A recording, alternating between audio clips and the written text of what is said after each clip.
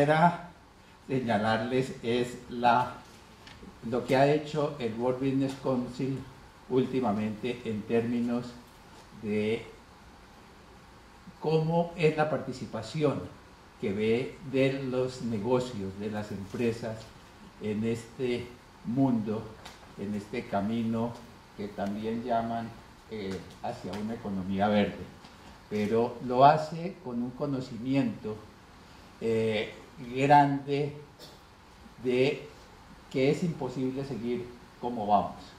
El tema es, si seguimos como hemos venido creciendo, no es sostenible el mundo. No lo es porque actualmente somos 7 billones de habitantes en el mundo, vamos a ser 9 en el 2050, y esa población tan grande va a estar especialmente en las ciudades, va a ser un mundo urbanizado, y a la vez estamos destruyendo los ecosistemas, que es lo que nos permite hacer ese desarrollo y nos permite tener agua, energía, todos los elementos para el desarrollo, pero los estamos destruyendo con ese crecimiento como vamos.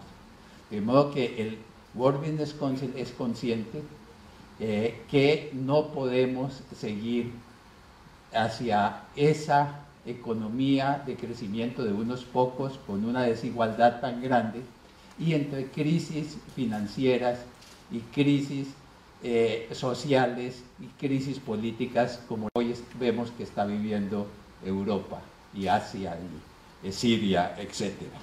Entonces se necesita un cambio, pero es un cambio profundo que cambia aún los paradigmas sobre los cuales la mayoría de las empresas creía hasta este momento. Se necesita que la relación con la naturaleza no sea una relación de explotación de la naturaleza, sino de manejar una relación simbiótica. Vivimos con la naturaleza, no la podemos explotar como se ha venido haciendo, sino que tenemos que vivir con ella. Y esta manera de relacionarse con la naturaleza, con la sociedad, no la pueden hacer los negocios, las empresas, de una manera en un vacío. Se necesita que alguien gobierne. No se puede dejar a la mano invisible hoy en día este desarrollo del mundo. Se necesita que los gobiernos arbitren lo que se tiene que hacer, y se necesita además una licencia social donde operen los negocios. Quiero referirme un poco a este tema de la intervención oficial, de la intervención de los gobiernos. En la época de Thatcher, de Reagan, nos convencieron que era mucho mejor para las empresas, para la economía, para el desarrollo, que hubiera la menor intervención oficial. Pero el resultado no ha sido el menor, o por lo menos distinto en los últimos años al momento en que se planteó eso. Y es que hoy en día vivimos en un mundo en que es claro el tema de la escasez de los recursos. En el siglo XX, cuando los recursos eran abundantes, cuando los bosques eran abundantes, cuando los bancos de pesca, no importaba la cantidad que se sacaba de alimentos, cuando no había la contaminación de aire, posiblemente la menor intervención oficial era la que propiciaba el desarrollo, y hoy vemos que estamos viviendo en un mundo de escasez, en un mundo en que estamos acabando con lo esencial para producir, para vivir. Entonces, no estamos en el mismo momento para decir no debe haber intervención oficial. El otro tema es el de la ciencia y tecnología. Sí, durante un tiempo la revolución verde pudo hacer que se hiciera una mayor producción de alimentos, pero eso llegó a un límite y la innovación, que a veces le dicen a uno es la respuesta a todos estos problemas, eso no viene tan regalado ni tan fácil, y menos aún la innovación puede producirse a veces buscando, por ejemplo, petróleo en el fondo del mar, pero en los términos de lo que es la vida, de la biotecnología, de lo que es el manejo de los recursos que tienen vida, no se puede hacer a las carreras, no se puede hacer una serie de experimentos como se hacen con plásticos, con el desarrollo de otras cosas inertes. Cuando tenemos que ver con la vida, los tiempos son diferentes, los experimentos tienen que ser diferentes. Entonces, se necesita cambiar esa relación que mantenemos con la naturaleza. Y es que la naturaleza no se le ha puesto precio. En este éxito que ha tenido la economía occidental, podemos citar al gran economista Nicholas Stern, quien decía, mire, si la Unión Soviética fracasó por no creer en los mercados. Era una economía que no creía en los mercados y por eso fracasó. Pero la economía occidental y la sociedad occidental va a fracasar por no ponerle precio a los bienes ambientales. Entonces, ese es un punto que necesitamos que, como decía Enrique, hay que internalizar una serie de costos que hoy tiene la producción. No podemos hacer que el agua, que la contaminación, que la energía no tenga precio. Eso podía ser cuando eran abundantes los recursos y cuando no se contaminaba. Pero hoy en día se necesita de una intervención que posiblemente era indeseable hace unos años, pero que se requiere para ponerle precio a los bienes ambientales.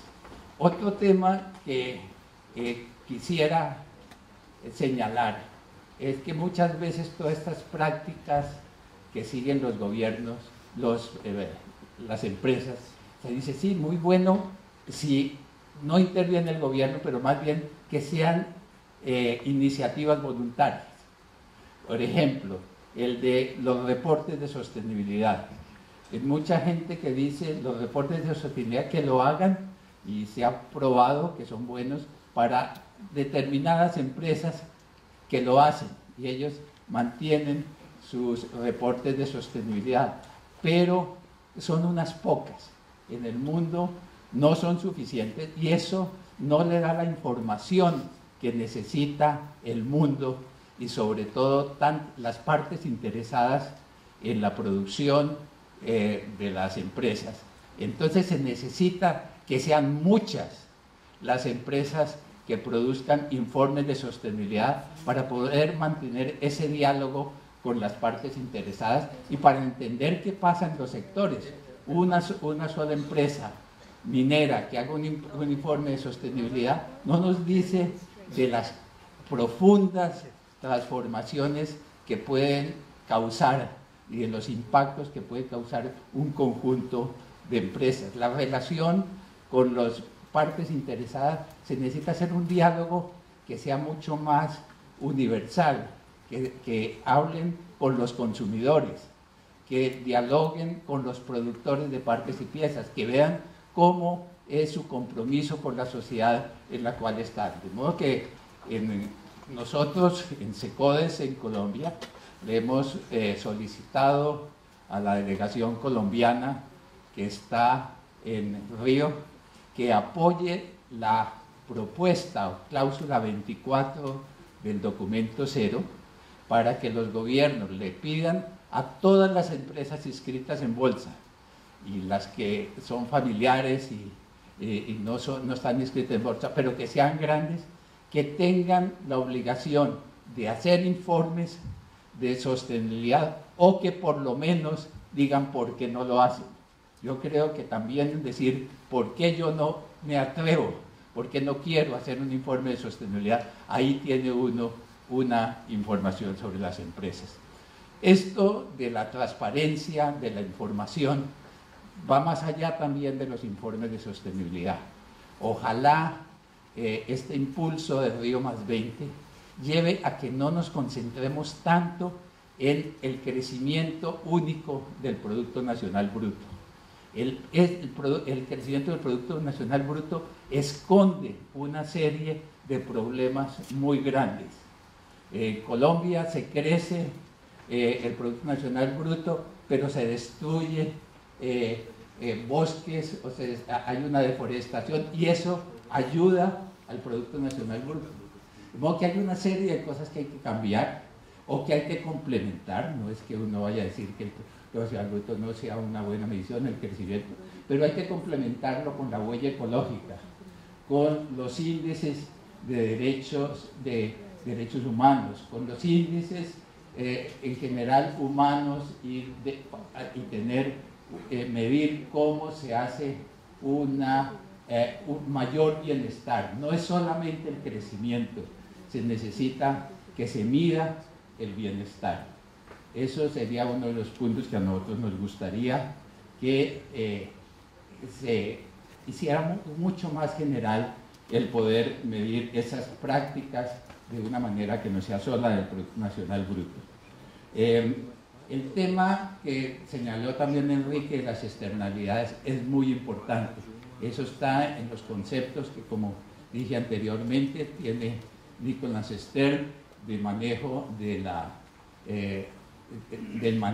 economía. Hay que ponerle precio. Los mercados sí son una gran ayuda al desarrollo, al equilibrio, a la competitividad, pero carecen de esa introducción del tema de las externalidades. De modo que yo simplemente quisiera, también poniendo los ejemplos, especialmente de Corea, pensar que si América Latina tiende hacia una economía verde, va a tener unas posibilidades de competitividad muy grandes, porque en América Latina es donde tenemos esos elementos de economía verde, llamémosla de cualquier color, economía más humana, economía más transformadora, en el cual nosotros tenemos los elementos. Aquí hay agua en las regiones. Todavía es de las pocas regiones del mundo en que puede haber suelos que sin invadir la frontera, ir más allá en la frontera agrícola, pero aquí hay áreas, suelos donde se puede transformar esa ganadería extensiva, esas tierras que a veces se han degradado con ciertos cultivos. Eso pudiera utilizarse para uno de los grandes problemas de la humanidad, que es la seguridad alimentaria. Tenemos sol en buena parte o en mayor cantidad de lo que tienen otras regiones por estar a veces en la zona tropical, en la zona ecuatorial. De modo que tenemos esa serie de elementos que, si bien manejados con una energía hidráulica, que no solamente es para dar energía, es para producir aquellos bienes que requieren de ese tipo de energía, que tenemos suelos, que tenemos la capacidad, yo creo que América Latina está en una posición muy buena de competitividad y que puede jugar un papel muy grande en una economía verde que sea aceptada en términos mundiales. Muchas gracias.